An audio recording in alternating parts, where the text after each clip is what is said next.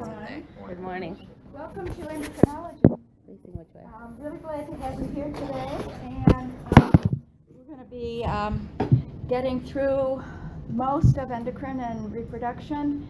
There will probably be some things that you'll be interested in that we may have skipped, but we're trying to go through some of the high points very quickly. And I will tell you that for most of my slides, and I can't speak for Dr. Eldridge, I have diagrams that have come directly from textbooks, and every so often something that came from a review article. But I think the textbooks, most of them are available from Coy Carpenter Library if you want to go into greater detail. And some things that are particularly complex, I've got in the note page section the detailed figure legend, so that you can spend a little bit more time looking at that. I have a little bit of an announcement about the exam.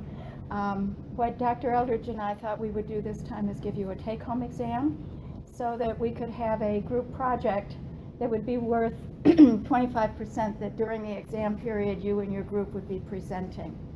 So I've got 4 clinical case histories for people who are interested in clinical work.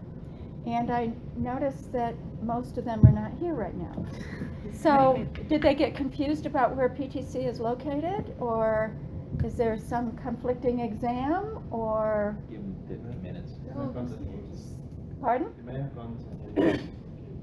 Oh my God. Well, if you could all get out your electronic devices and text your best friends and tell them that we're over here, that might be a good idea, because for the rest of the endocrine section, we're going to be over here. And you know, this is one of those courses that Dr. Talent has moved people back and forth depending on location. Next year, however, we might have some of these buildings hooked up to Echo 360 and we'll be able to record them. But right now, those options are not in place.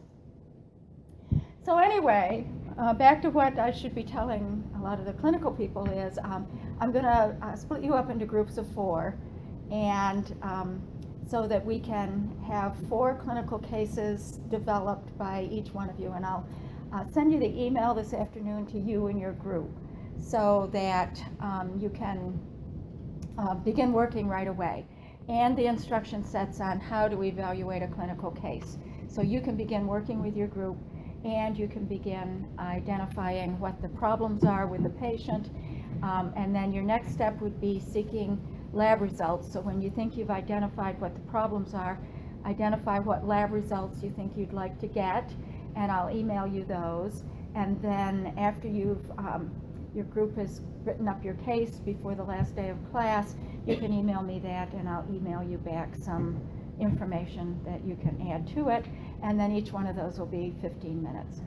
Now for the research people, I've got 2 research questions, and I'm going to have you delve into the research literature and look for support for these things.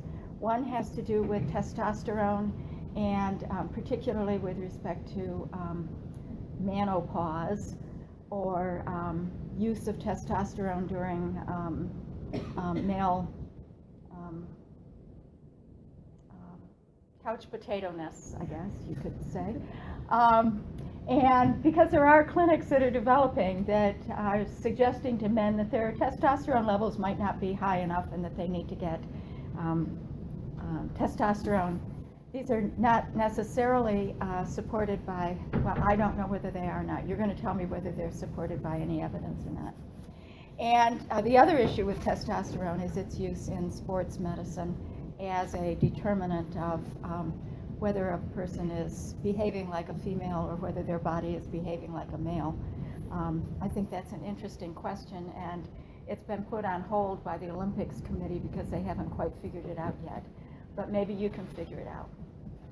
Then the other one will be on oxytocin. We'll discuss that again, and I will email your group. So we've got what would be 15-minute presentations by each of 6 groups on the very last day of class. So you can't go over your 15 minutes or the other groups are going to be upset. So I think you could probably present your case or present a case for testosterone or oxytocin during these times. So what does that mean for the other 75%? So we're going to give you some take-homes so that you can work on those.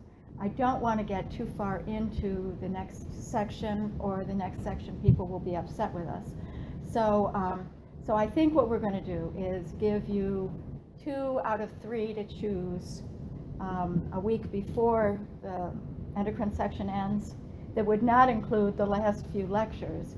And then after the last few lectures, which are on estrogen, progesterone, and drugs for reproduction, then we'll give you a choice of 1 out of 2 that you can do over that weekend, so that you won't be interfering with the next section. They won't be upset with me, and we won't have any conflict. So these will be take home. Now, what does it mean when it's take home?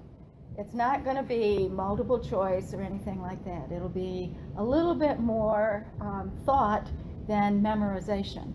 So you'd be doing a project, but it would not be with a group. It would be your individual project. So you want to make sure that you handle things individually.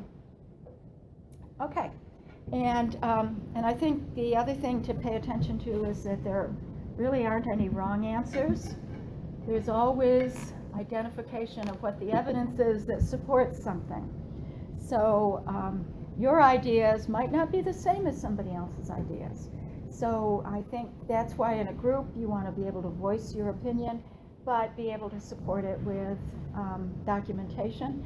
And in your working individually, don't be upset if what you think is going on or what you want to say in response to a question might be different from what somebody else is.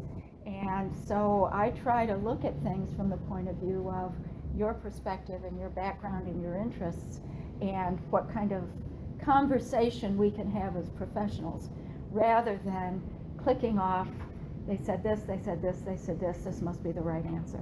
Because I think we're living in an ever-changing world, and we have to document what we say. And I think that's a skill that we have to overcome what we see on websites. I think that's a problem. People are not really asking the questions of why did you tell me this? What evidence is there that supports it? Okay, well, I guess we've talked a while. We still haven't got the entire class here, but I'm going to begin because we've got a lot to cover today. And we're going to start with anterior and posterior pituitary hormones.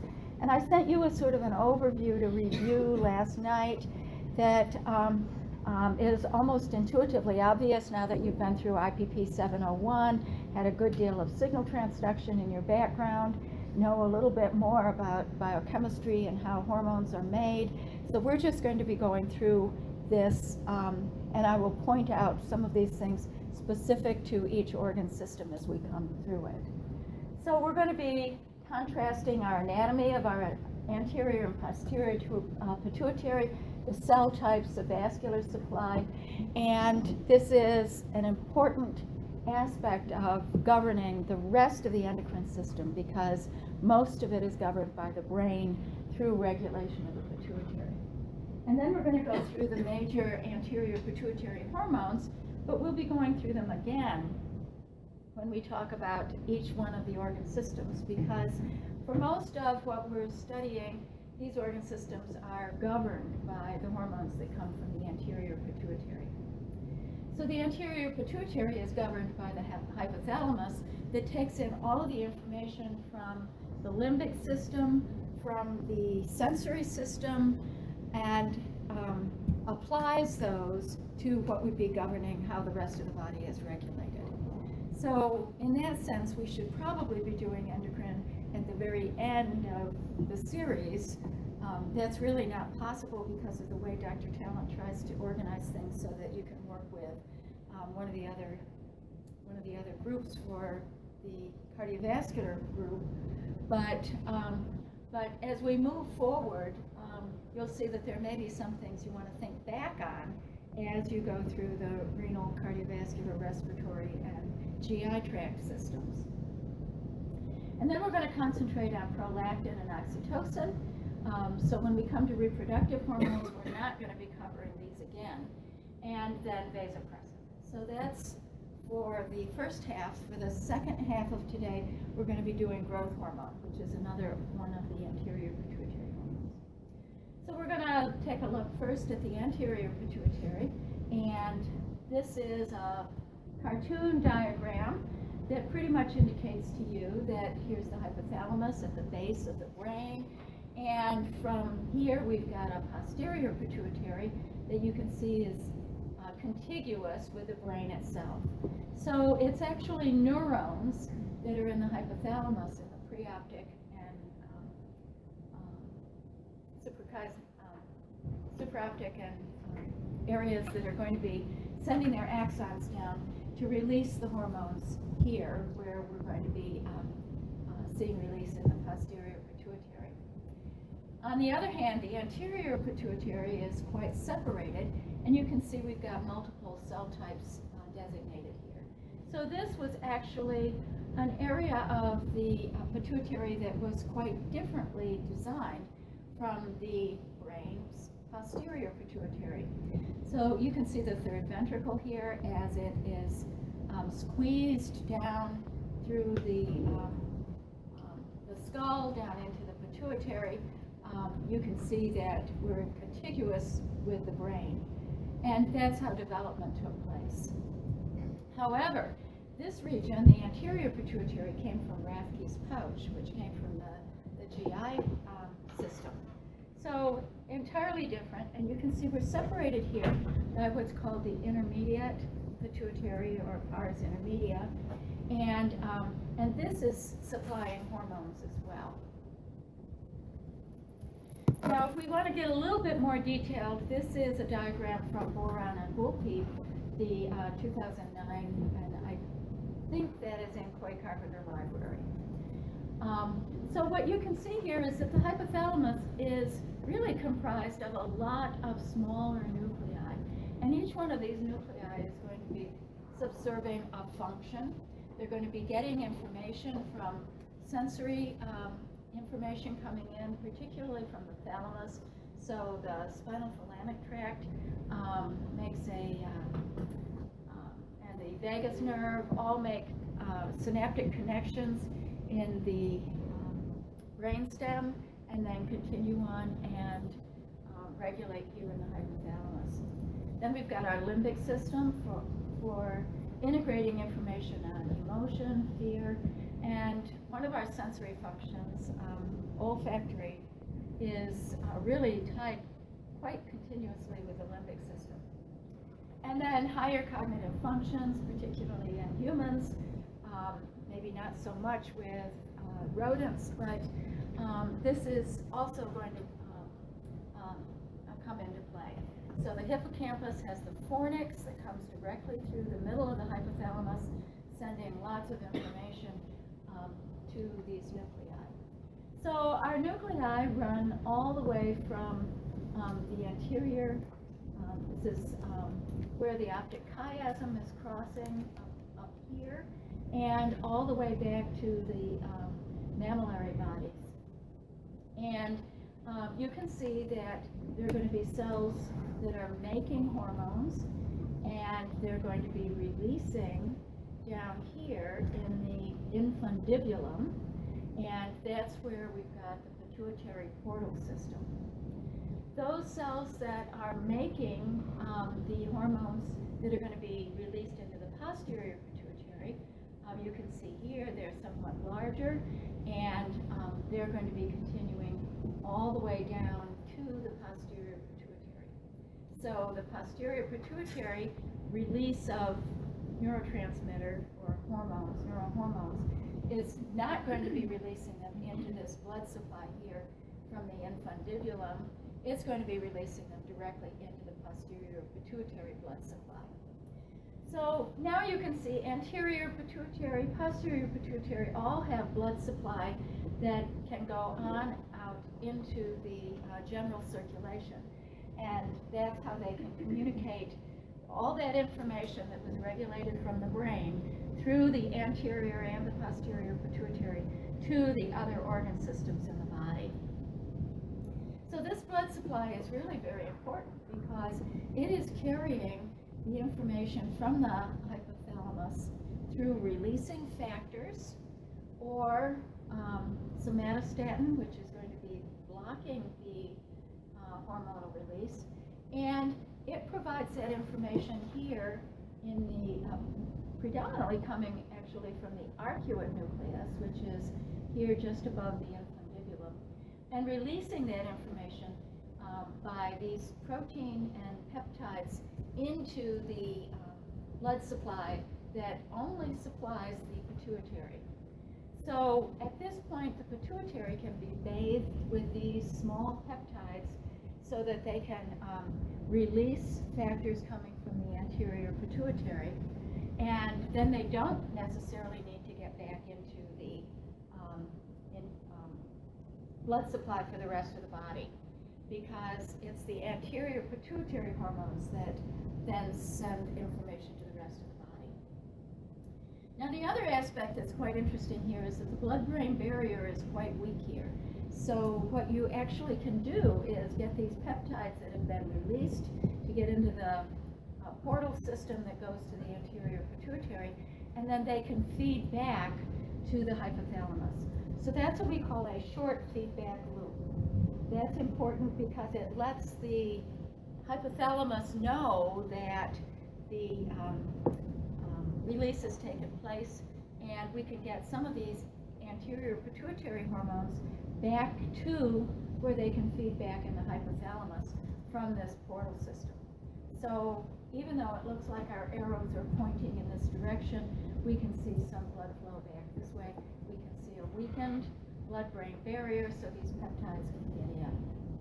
Interestingly enough, for both diagnostic and research purposes, this area is very close to where olfaction is taking place, and we get a lot of peptides into the brain from spraying them like a nasal spray, getting them across those membranes in the back of the nasal passages that are right here underneath where the pituitary is.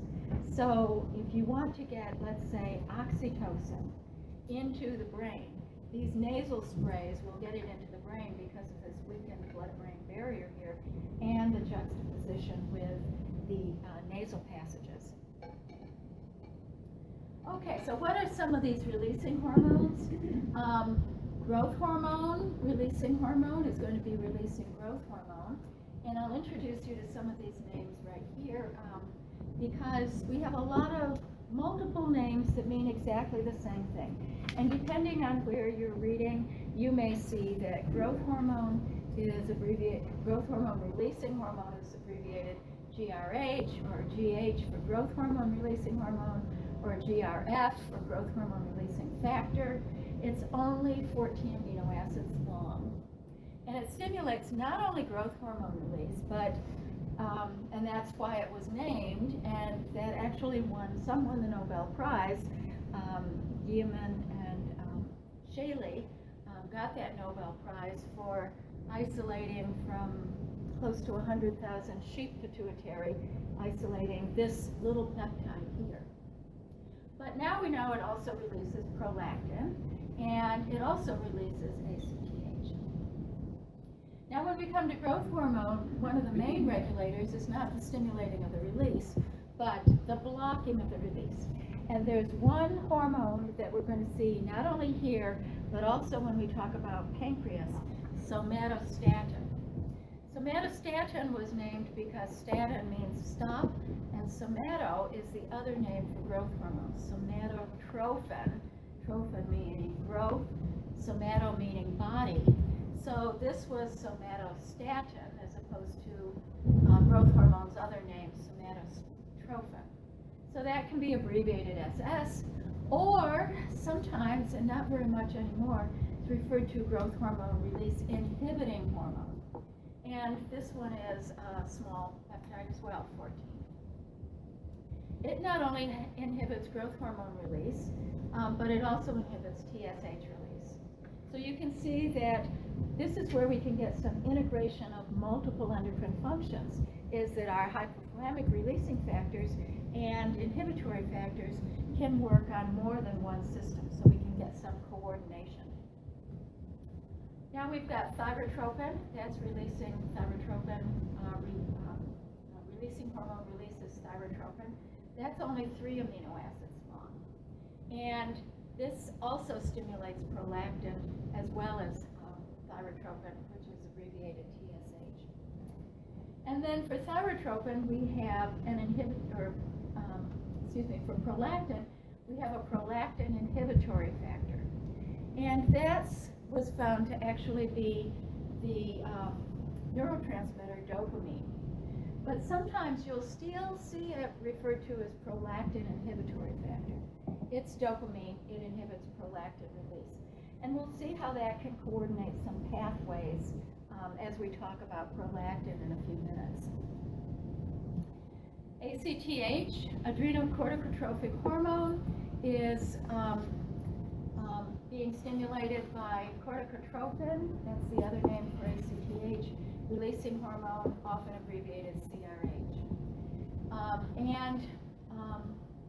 It also stimulates antidiuretic hormone, which is also referred to as arginine vasopressin, or simply vasopressin, and that can be abbreviated ABP. Now you're seeing here we're getting a lot of redundancy with multiple names. And so you may be absolutely confused if you read one textbook or an article in a medical journal or a research journal, and it's talking about an antidiuretic hormone, and then you read another article and it's talking about vasopressin. But they're the same thing. And then we've got release here by 2 other peptides, brain natriuretic peptide. We talked about that when we talked about nitric oxides, we said that there was nitric oxide regulated guanylyl cyclase, and then there was peptide regulated guanylyl cyclase. And it's the atrial natriuretic peptides and the brain natriuretic peptides that regulate that guanylyl cyclase. Okay, now releasing TSH, we have our thyrotropin releasing hormone, and then we have inhibition by somatostatin. So we just went over that in some previous slides when we talked about some of these others. And stimulators of the gonadotrophins is called gonadotrophin releasing hormone, and it's got some abbreviations too. So let's take a look at what these anterior pituitary hormones are that are being released. So these are going to be coming from the anterior pituitary. Our hypothalamic hormones are going to be getting into this capillary plexus here that goes between the hypothalamus and the pituitary, and it's in a little funnel-shaped region called the median eminence. So that's the little protrusion that goes right through the skull, and that's where that blood supply is. So you can see here depicting from all over the hypothalamus neuronal nuclei that send their axonal projections. And instead of having an axon interaction with a neuron, now we've got specialized foot pads that abut against the endothelial cells that are part of the capillary plexus here and released directly into the blood supply. And then that goes down into the anterior pituitary where these releasing factors can release these hormones. So what are these hormones? So we'll go over some of these names again. We've got thyroid stimulating hormone, abbreviated TSH. That's often called thyrotropin. We've got growth hormone, and that's often called somatotropin. We've got ACTH, adrenocorticotrophic hormone, and that's often called corticotropin. We've got prolactin, which only has one name. You're pretty lucky. It's kind of unusual that way, isn't it? And then we've got our gonadotrophins that are either follicle-stimulating hormone, FSH, or luteinizing hormone, LH. And both of these hormones can be released in an regulate either the ovary or the testis. Now, you might wonder why we didn't have these tropin names. The tropin names were developed by biochemists, and they wanted to put that in the IUPAC naming nomenclature system for biochemistry. And all of these other names kind of caught on because they really were a lot shorter than saying adrenocorticotrophic hormone. Corticotropin just sort of falls off the tongue. But when they came here, they named this one folitropin and this one lutropin, and they never really caught on. So I didn't put them on the slides for you to think about because I've never seen them actually in the research literature. So you'll see here again that we have lots of different cell types. So we don't have defined nuclei in the pituitary. We have a series of cells that are diverse all over the place, but they're all making individual hormones and releasing them. So among this array of different kinds of cells, we call the ones that are releasing corticotropin corticotrophs, and about 15 to 20% of our total cells are making and releasing ACTH. And they also release another metabolic hormone called beta lipotrophin, or beta lipotrophic hormone, as this abbreviation. Then we've got those that are releasing thyrotropin, or TSH. Very few of those, only about 3 to 5%. And that's because they do their job extremely well. We have a good deal of feedback that comes back to the pituitary from these, and so we can very efficiently work with just a few cells releasing our TSH. Gonadotrophins, about 10 to 15%. Interestingly enough, the cells that make LH are the very same cells that make FSH. And in fact, we'll see that these are actually two different proteins that are looking like one of them is going to be actually identical for both of these. So it's very highly tuned regulation in order to determine whether the cells are going to be releasing LH or whether they're going to be releasing FSH. And when we get to that at the very end of our class period, I can explain to you how these are taking place. And then we've got somatotrophs.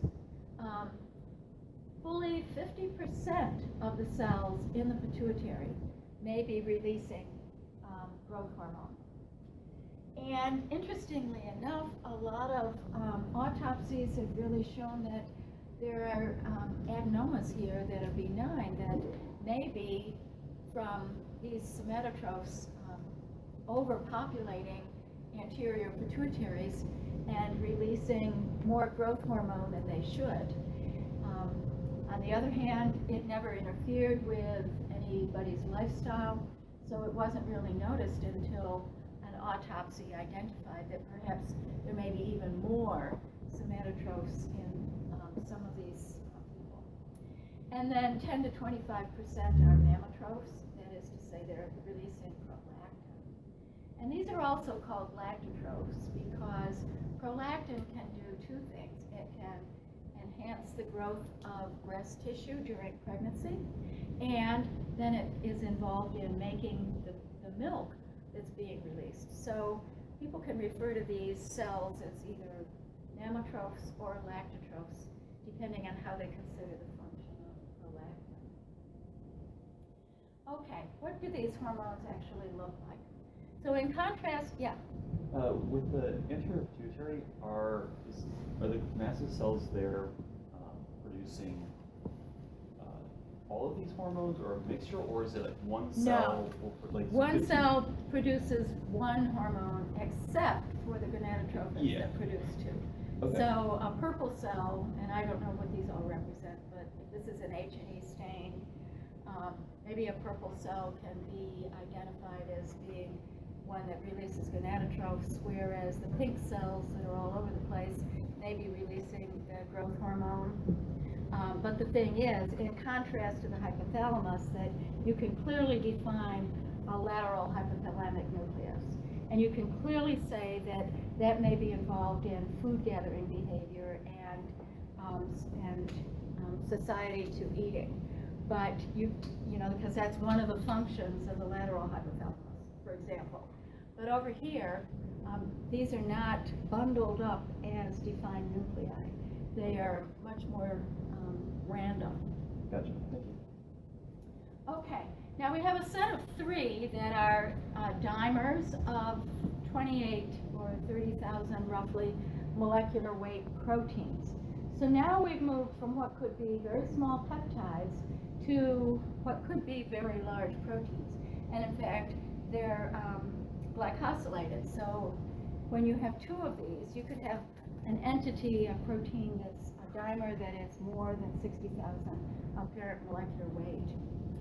So we've got our TSH, and its job when it's released is to maintain the thyroid and to stimulate thyroid hormone release. Then we have our 2 gonadotrophins. We've got FSH, which is going to target Sertoli cells in the testis and follicle cells that surround the ova in the ovary. And predominantly these are going to be supportive of sperm or ova development. And then we have LH. This is targeting steroidogenesis, which Dr. Eldridge will talk to you about at length. So this targets the Leydig cells of the testis, which is involved in making the androgens. And it also is involved in triggering ovulation when the corpus luteum and maintaining the corpus luteum. So the 3 of these have in common the alpha subunit. But what they have that's distinct for each one of these is a very distinct beta subunit. So the functionality at each one of these 3 different cell types is based on the beta subunit.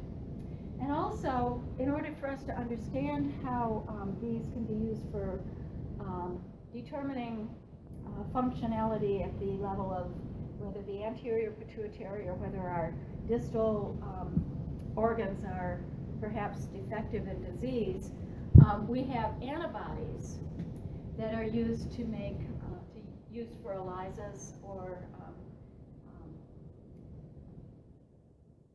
other kinds of fluorescent assays that we can use for our lab results. So the antigens that are used are very specific to the beta subunit.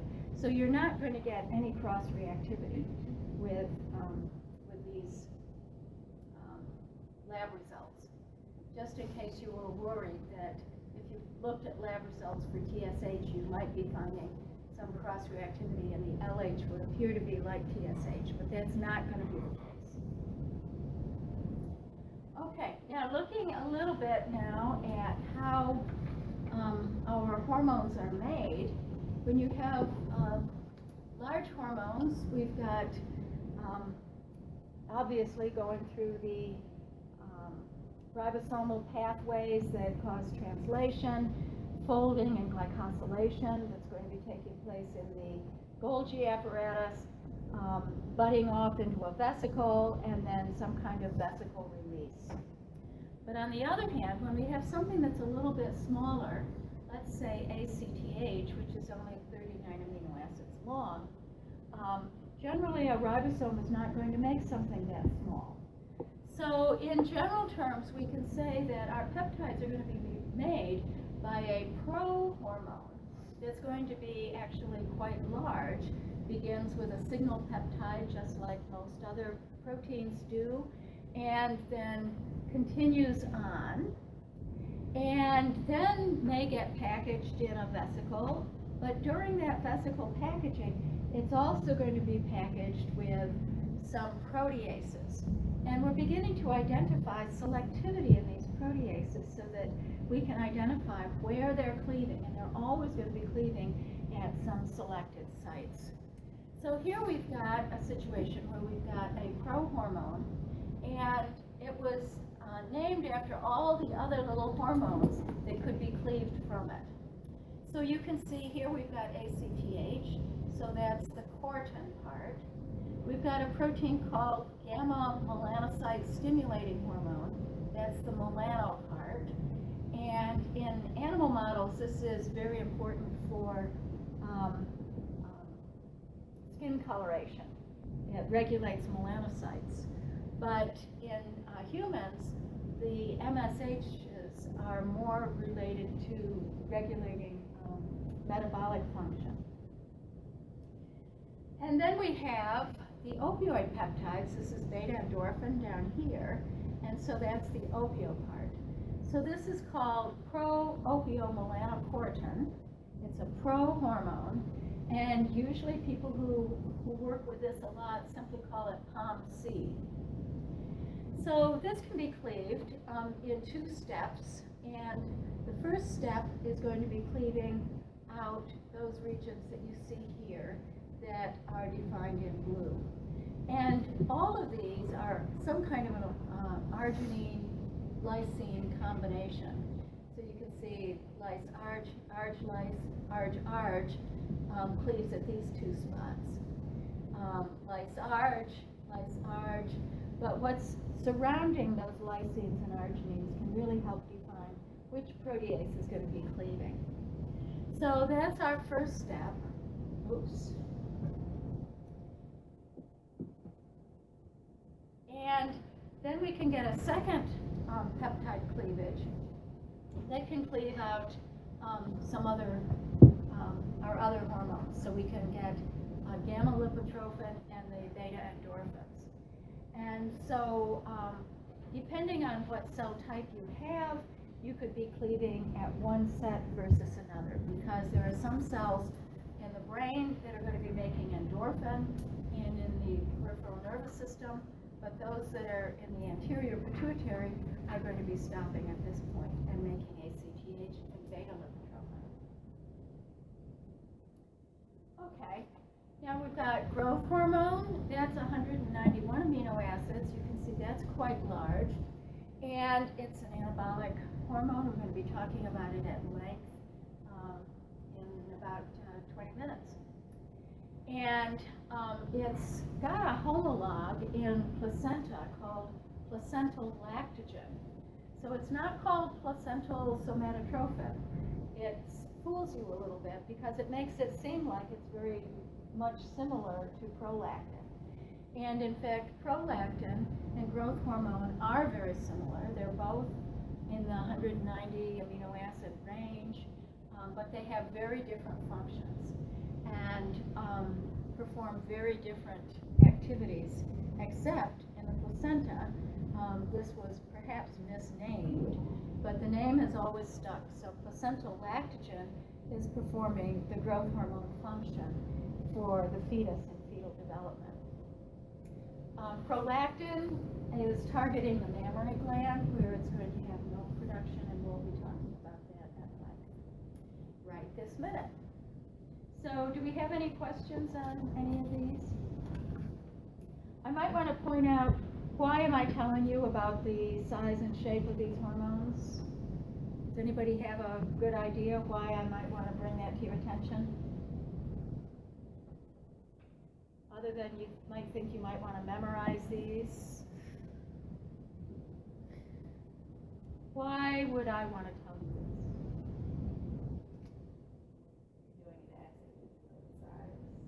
Yes, if you're doing an assay, you know exactly what size. All that we learn about pharmacokinetics, you can begin to be insightful about how these might be broken down. If they're a small protein peptide, they're probably going to be broken down very rapidly because it doesn't take much to chew up 2 or 3 amide linkages. Whereas if you're a large protein, then you might be much more likely to behave more like a protein. Secondly, when we begin to think about carrier proteins, we may have no problem with that. So absorption, distribution, we have to really think about these kinds of things, particularly if we're going to be using these as drugs. So in a replacement therapy situation, it's going to be much more difficult to replace with a hormone that has to be synthesized all the way through and glycosylated. But It's not impossible, and particularly in North Carolina, because in North Carolina, the entire research Triangle Park was based on the fact that North Carolina decided when cotton was gone and tobacco was gone, it was going to be focusing on biomanufacturing. Biomanufacturing means making yeast or cells in a big fermenter tank that looks a whole lot like Anheuser-Busch Brewery, but it's filled with cells, either yeast or human mammalian HEC cells that are going to be making proteins.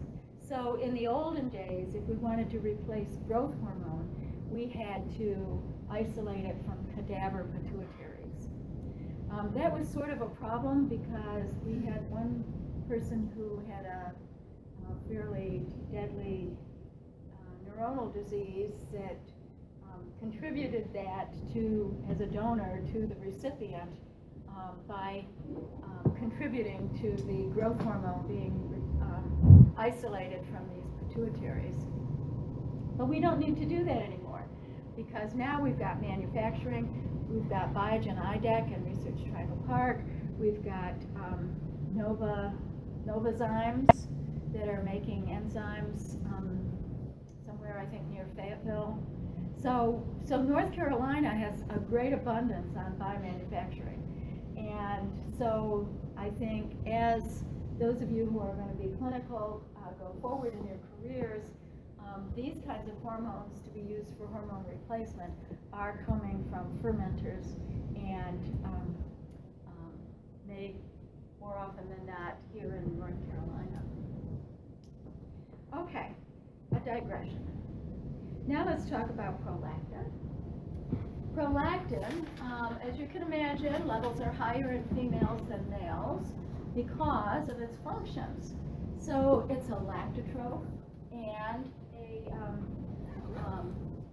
it's going to be during pregnancy, increasing the ductal system of the breast, so that when parturition takes place, milk will be able to be made and released. It's not going to be making milk during pregnancy because the estrogen is going to be suppressing. So we actually are suppressing our release of prolactin so that the milk is not made. And that suppression is going to be using the neurotransmitter dopamine, because dopamine is the prolactin inhibitory factor. It's stimulated during nursing by suckling, so that when you use the milk and it's delivered to the baby, that's the stimulus for the body to begin making more milk. So that makes a whole lot of sense. And again, then what we're trying to do is decrease that influence of dopamine. So it's a reflex mechanism that feeds right back to the hypothalamus and decreases that dopamine release. Then we have another regulation, the short feedback loop. So you remember I told you that these hormones can be returned back to the hypothalamus for informational purposes. This is called a short feedback loop. And so when prolactin is released into the bloodstream, it also feeds back, it increases dopamine synthesis in the hypothalamus, and that inhibits so that we know that we've had enough prolactin. Okay, now how does this work? This is a very complex diagram because it's got 4 hormones that we're looking at, maybe 5 hormones that we're looking at here. So I'll walk you through some of them, but I think you're going to want to go back and look at this again. So suckling is going to be producing the spinothalamic inputs coming in through the spinal cord that are going to synapse in the brainstem so that we can send information into the hypothalamus. And you can see that information is going to more than one nucleus in the hypothalamus. So the one that is going to be involved in release of prolactin is here in the arcuate nucleus, and that's going to be regulating dopamine's release here, or suppressing.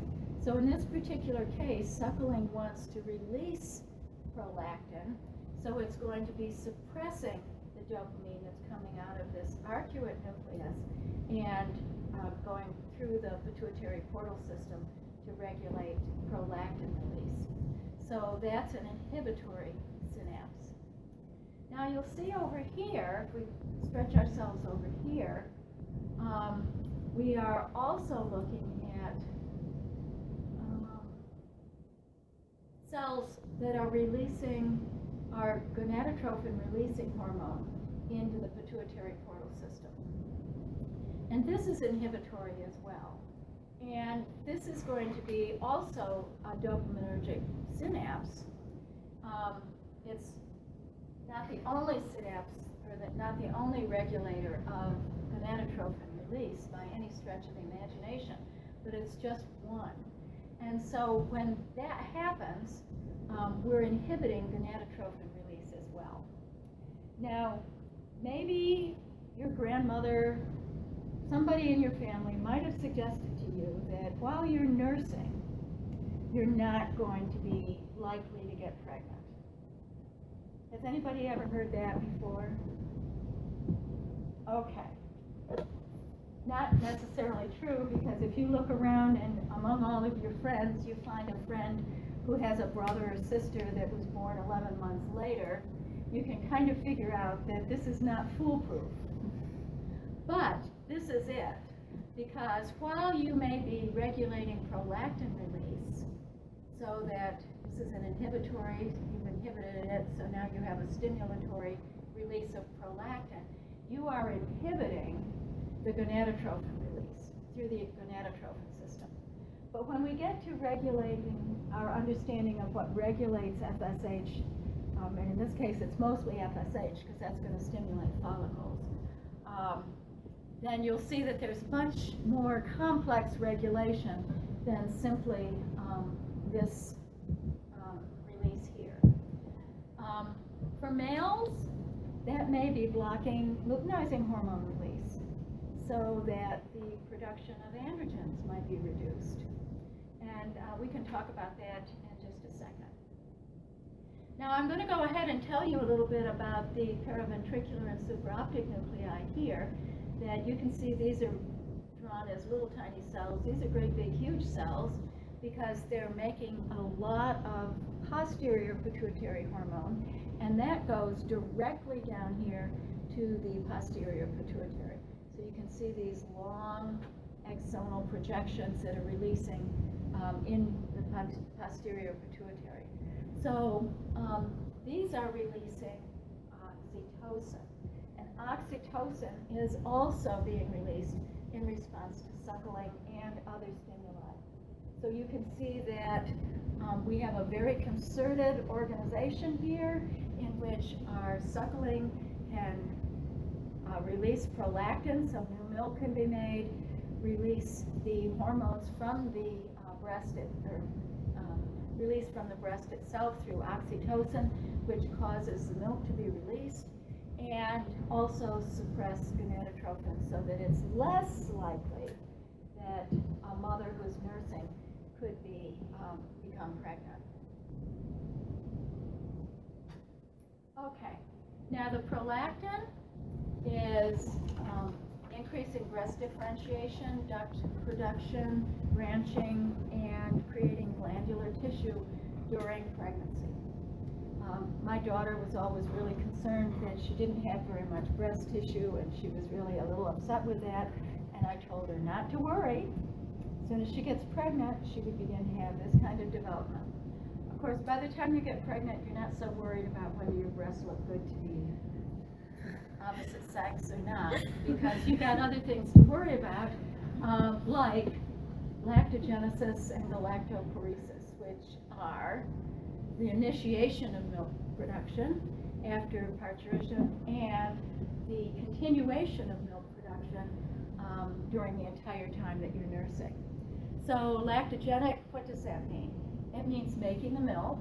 So it does this by new protein synthesis, which are the milk proteins, beta-casein, alpha-lactalbumin, So you can buy these in the grocery store. They come from cows, but you can get a big box of beta casein. It's called powdered milk. They don't call it that, but that's essentially what you've got there. Then we've got milk sugars, that's lactose. And we've got fat production, which is releasing fatty acids into the breast milk so that the baby can have lipids as well. Now, until we actually release the placenta and the baby is born, our milk production is suppressed because we have a suppression by progesterone and the estrogens. But once the baby's born and the placenta is gone, the source of these is gone, and milk production can begin immediately. So the very first milk production may not have a lot of beta casein and protein in it yet, but it will soon. And then continuing with suckling over a period of time, every time the baby suckles, you get more milk production. So you can continue this according to the LEC League, which is the organization of women who are breastfeeding. They will tell you that some of the Japanese princes were nursed right up until they were 10 or 12 years old. That may sound a little bit strange to you, but when my daughter was going through daycare, we went to lots of birthday parties. And we went to a 4-year-old birthday party. And this mother announced that she was pregnant. And then she said, and so I guess I'm going to have to stop nursing now. And all of the other mothers' jaws dropped. That this woman had been nursing for 4 years, her little baby boy. So it can happen. As long as you continue to get suckling, you can continue to get milk production. Okay, now it's thought that prolactin is probably also modifying parenting behaviors. And here we may come into the effects of what is it doing in males. Maybe I have this here someplace, but I'll talk about it over here. So when you begin to ask the question, why do males have prolactin if they don't do any of these things I just described to you? And it's thought that for male parenting behavior, that it may have that feedback to reduce androgens, and androgen levels are reduced when fathers are coming in contact with their infants. So that may reduce the fighter, warrior, aggressiveness of a non-parenting male and allow them to be more family-oriented. Just a suggestion. Okay, so it's under complex regulation in the brain. We talked a lot about dopamine being the inhibitory releaser, but when you begin to think about all of those things that are going on in those nuclei, serotonin, beta-endorphin, gonadotrophin-releasing hormone, GABA, angiotensin, arginine vasopressin, somatostatin, PRH, all involved in prolactin release. So it may not be a surprise to you that some drugs that are used to treat some central nervous system disorders may actually have as side effects the release of milk. And that may be more related to dopamine than some other things. Prolactin levels also are high during sleep. So we've talked a lot about this, but prolactin, as you may recall, is going to be regulating through a cytokine-like receptor, so it's going to be tyrosine kinase-like receptor, very similar to other kinds of cytokines. And prolactin has been shown to also have immunological effects on lymphocyte responses. Okay, so now let's talk about our posterior pituitary hormones. We've got oxytocin and vasopressin, and then we'll go back and talk about growth hormone. So oxytocin and vasopressin are very much smaller than prolactin. You can see they look virtually identical except for 2 amino acids. they've got a disulfide linkage that gives them some secondary structure. And they're going to be released from the paraventricular nucleus and the supraoptic nucleus. So those cells are called magnocellular because they get to be so large in a histological stain because they're making so much of these peptide hormones. And it turns out that both of them are being made at both of these nuclei. However, the predominance of the oxytocin is coming from paraventricular nucleus, and the predominance of the vasopressin is coming from the supraoptic nucleus. And they both send their projections down to the posterior pituitary, where they release their neural hormones into the blood supply. Now, the other thing that we have is what we call small cells, or cellular neurons, that are in this median eminence area that can also make arginine and arginine, vasopressin, and oxytocin. And they're releasing it in the anterior pituitary via this median eminence pituitary portal system, so that these hormones can then communicate with the cells in the anterior pituitary to help govern their release of other hormones. So that can synchronize some of the effects that are going on here. So these are made, again, through a pro-hormone splicing to an RNA protein that is synthesized and cleaved to two functional units. Oxytocin itself is very small, but there's a 10 kilodalton peptide called neurophysin-1, which is released from that same vesicle. And we don't know what that does. It gets into the blood supply. It could be that at some point we may have an understanding that it may have some kind of function. But right now, since it was cleaved during that vesicle, both of these entities get into the blood supply. So for us, the milk letdown factor is the other name for oxytocin. What that means is it releases the ability of the breast tissue, the myoepithelial cells in those branching tubular pathways are going to begin releasing the milk that's been accumulated there. So, and then this is in response to suckling or tactile stimuli. Now, it also can be released in response to uterine contractions, and or it can cause uterine contractions. So there are receptors in the uterus for this, for oxytocin. And we can use this therapeutically if we wanted to continue to have labor strengthened. The actual oxytocin is not the initiator of labor during pregnancy, but it can strengthen it. So when people are induced, usually there is an initiation step. They break the placental water or stretch the cervix or something like that. But then the contractions are developed strongly by providing oxytocin. Now, why are they there? They're not there just so that people can enhance and hasten labor. They may be there because in the uterus, non-pregnant uterus, these small contractions that may be generated might help assist with sperm motility to get all the way through the uterus and into the fallopian tubes. And those receptors that are here are all increased by estrogen and decreased by progesterone. So you have some way of regulating.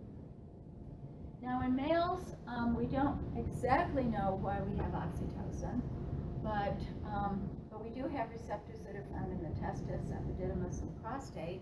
So we know that they may be there to develop some contractions as well. Here's our regulatory feedback. We have suckling coming from the breast or cervical stimulation, and these are going to be causing the release of oxytocin that can then go to the breast or the uterus. Now, what we can see is a very selectivity here, because even though oxytocin and vasopressin are made in the same nuclei, they are released under entirely different regulatory mechanisms. So here's our nursing stimulus.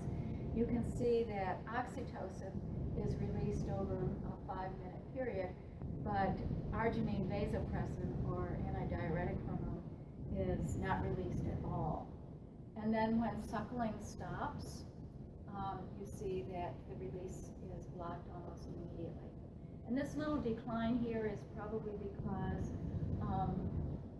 during this period of time, you're releasing from these vesicles. If the initial vesicles that were all lined up to release into the blood supply in the posterior pituitary had fewer content, then you would have less and less hormone being released.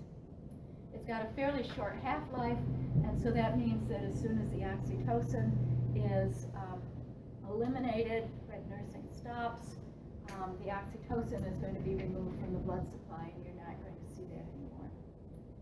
Now, I will tell you that it's not just suckling that can initiate this.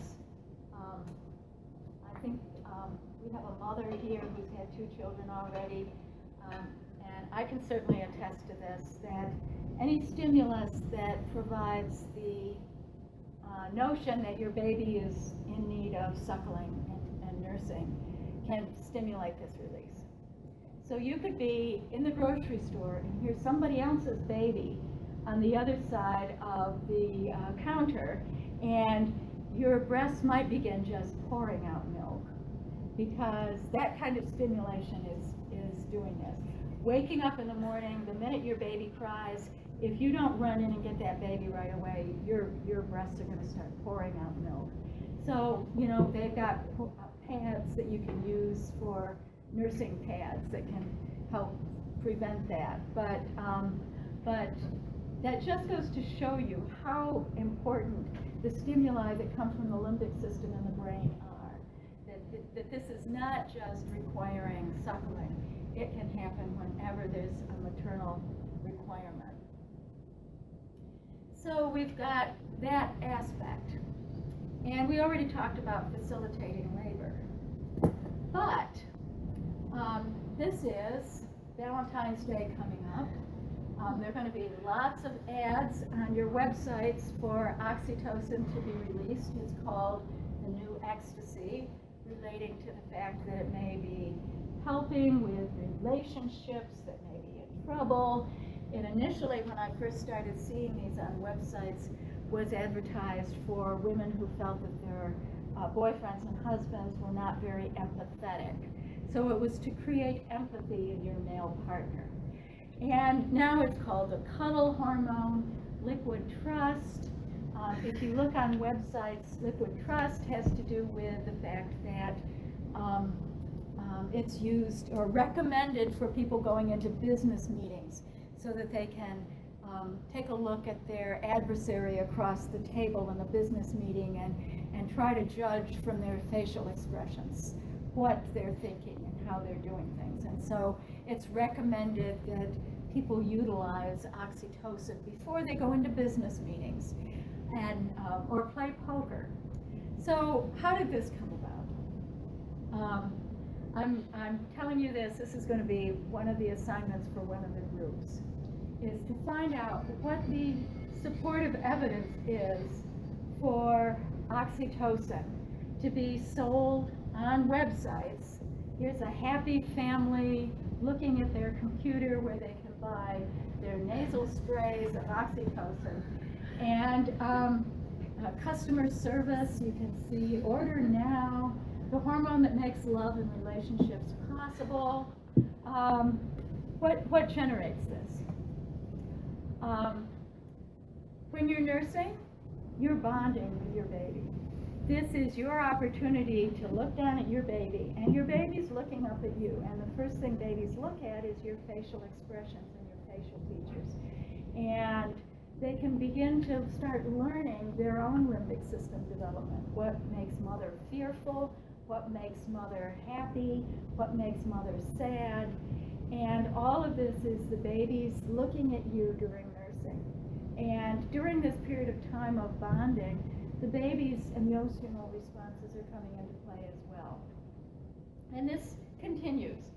Oxytocin levels in mother and child have been increased simply by having them telephone their mothers and talk over the phone. So, you know, these kinds of emotional situations are coming into play. But it's been found that with autistic people, one of the features of autism is that you can't really see the facial features of people and understand what those facial features mean.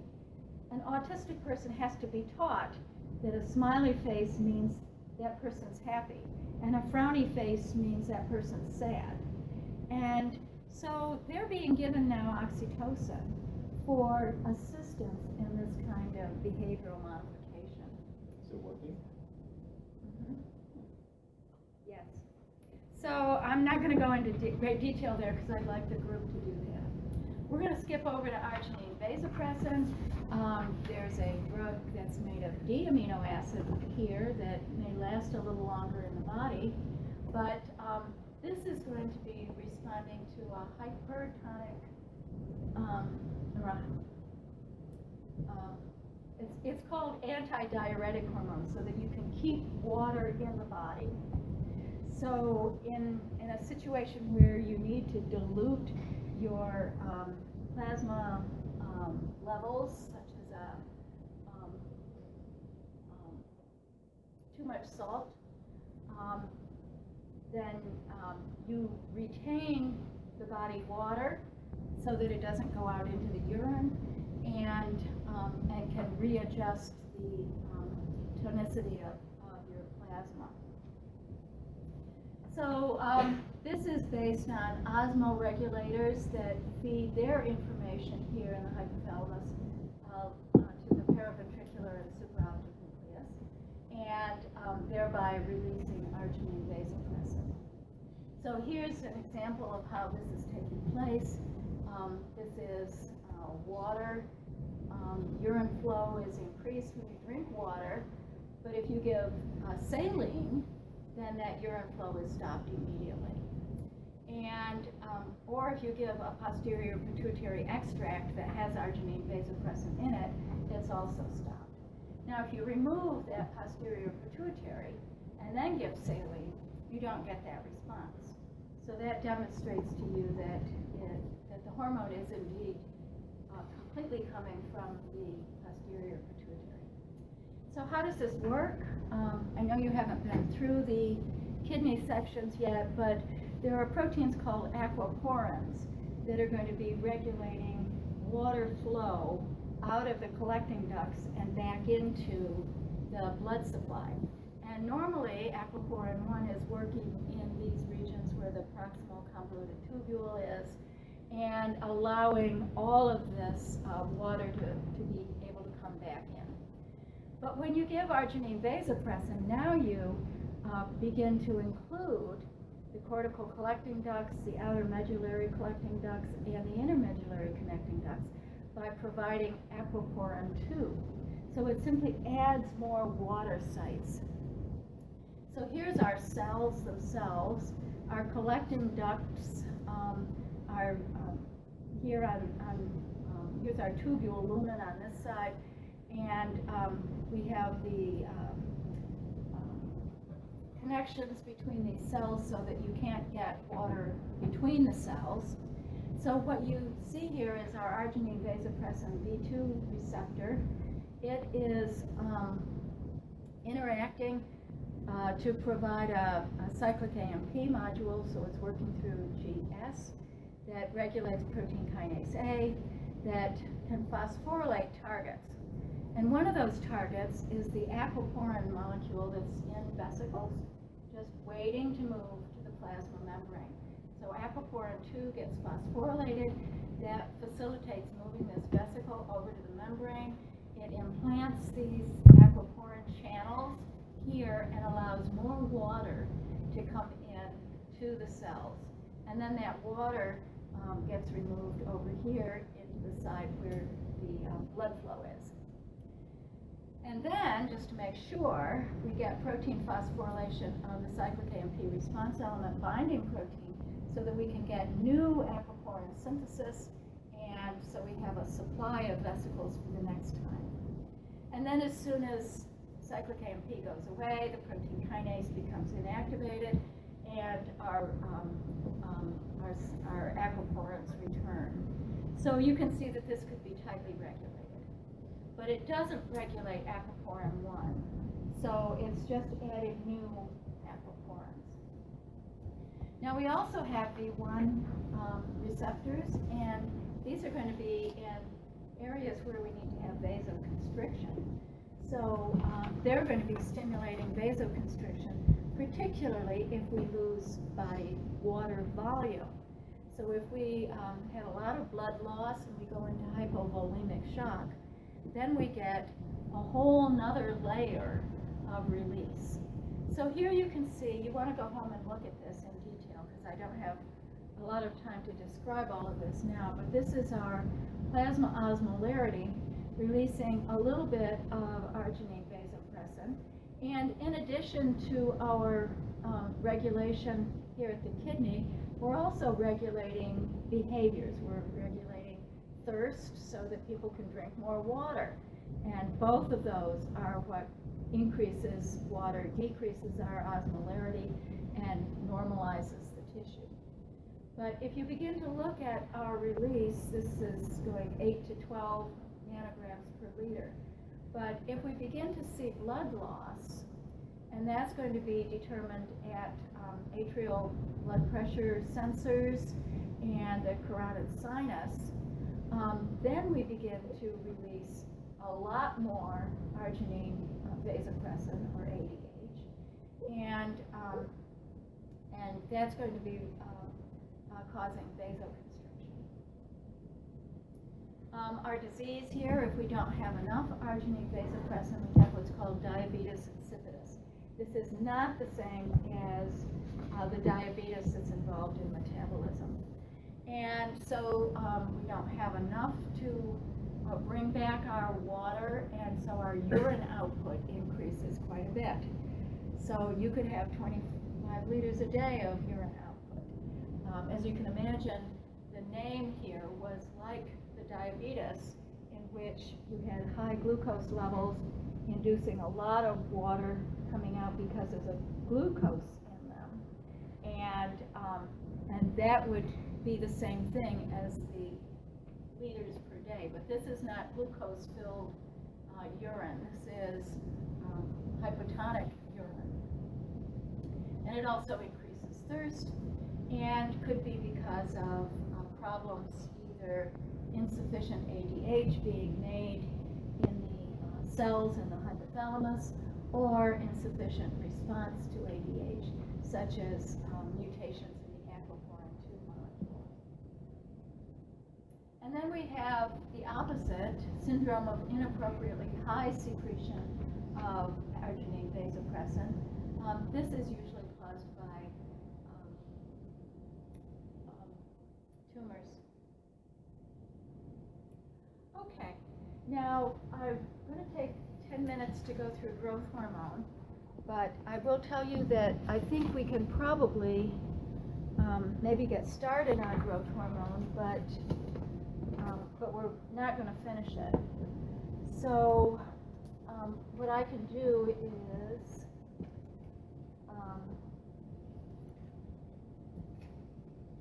come back next time, and we can finish growth hormone and continue on from there.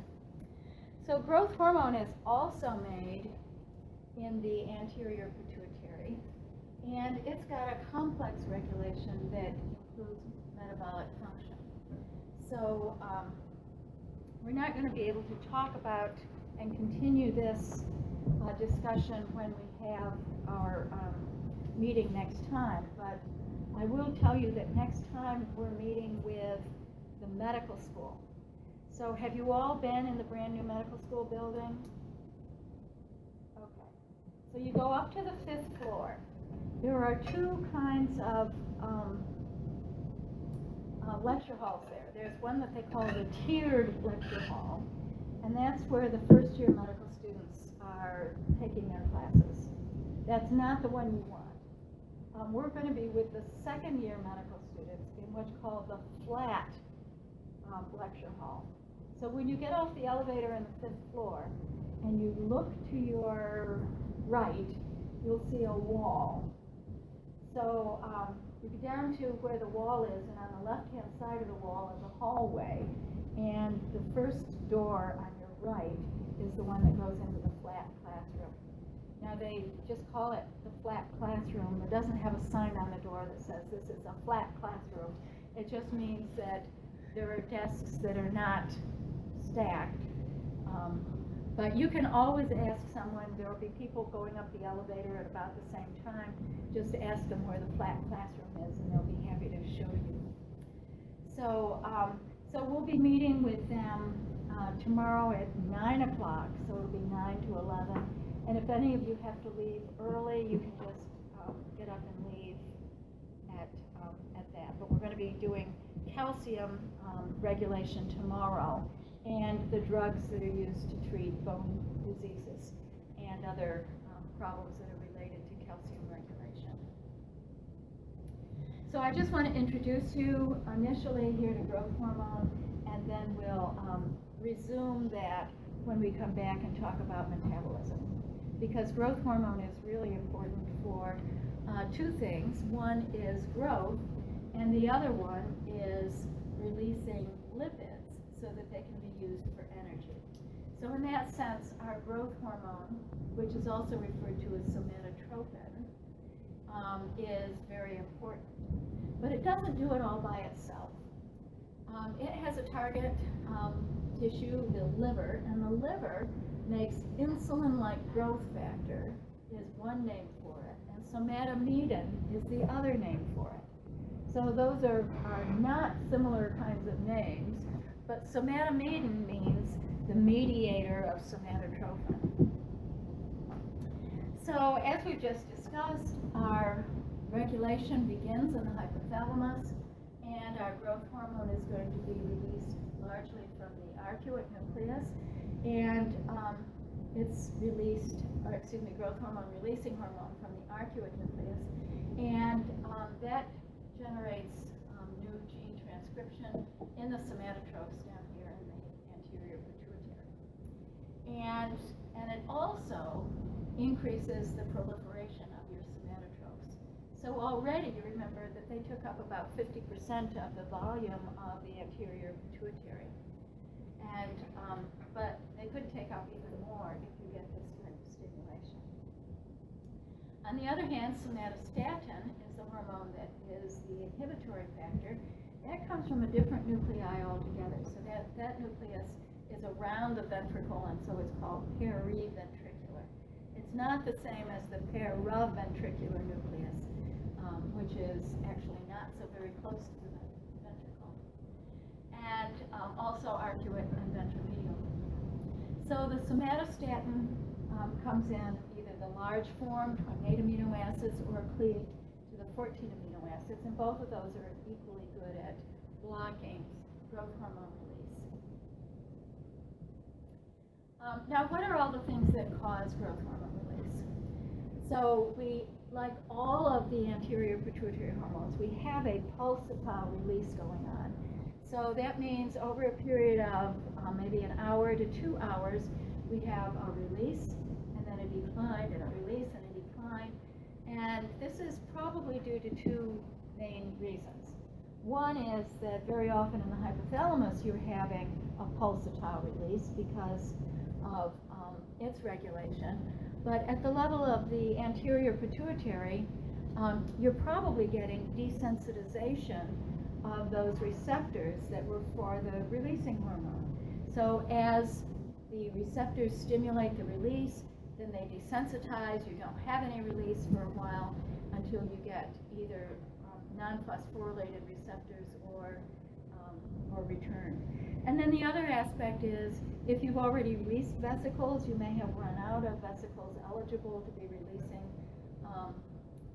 growth hormone, so it takes a while to get new vesicles refilled or new growth hormone made. So pulsatile release is pretty much the norm throughout all of our pituitary hormones. But then we've got signals that really cause a good deal of release. And growth hormone can be released in your sleep. So here we've got somebody who started going to sleep around 10 o'clock and by midnight had a large bolus of growth hormone. So, yes. Is it sleep that's regulating that, or the Yes. light-dark cycle? It's sleep. It is actually. This is one of those that's regulated by sleep, and I'll show you that in just a minute. But another urban myth, your grandmother may have told you, go to sleep, it's time to go to sleep because you won't grow if you don't get your sleep. And maybe she was right. So you can see this here. But also stressors like strenuous exercise, for those of you in clinical anesthetic stress, this causes a large increase. Now keep in mind this is still pulsatile, but your peaks have significantly increased. So people who go work out at the gym, very intense work, 5 or 10 minutes. Some of those gym exercises, there's one called metabolic effect that some gyms use. They work you really, really hard and then you rest for 5 minutes and then you work really, really hard. That's releasing growth hormone, which has a metabolic effect of releasing lipids from the fat cells. And then they say, wow, you've done such a good job. That's going to be good for you for the next 2 days. And it will, because once you've released the growth hormone and you've initiated effects that involve new protein synthesis, yep, that's good for about 2 days. So your trainer is telling the truth too.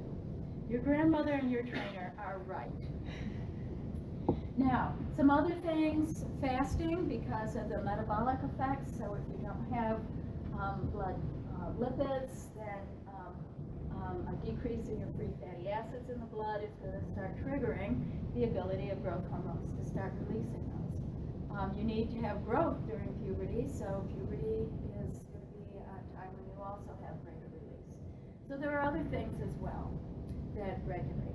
Our negative regulation is our somatostatin feedback largely, but our feedback comes from this intermediary somatomedin as well as our increase in our free fatty acids and glucose, which says that we just had a meal. So this is our entrainment by sleep. So this is a different diagram that shows that for the most part we're getting our pulsatile release right up until this person must have gone to bed around 10 o'clock at night. You can see that what they've done, is gone immediately during this stage 3 and 4 sleep. So it's the deep sleep. And so this is sleep onset largely, and as opposed to light. Okay, now I think we're going to begin here next time, and there we're going to start developing the difference between our growth hormone for growth versus growth hormone for metabolism. So when we come to our metabolism lecture, we'll begin right here with the growth hormone. Okay? So we'll see you all in class.